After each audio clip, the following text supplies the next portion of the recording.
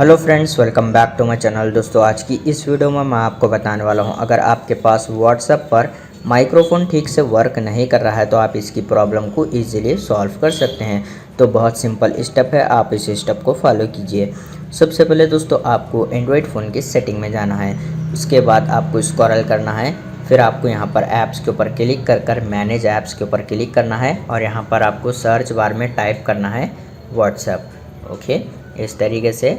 उसके बाद आप इसको क्लिक कर ओपन कीजिए। फिर आपको जो है यहाँ पर क्लियर कैचे के ऊपर क्लिक करके ओके कर देना है। आपको यहाँ पर क्लियर ऑल डाटा नहीं करना है। फिर आपको यहाँ पर ऐप परमिशन में आना है।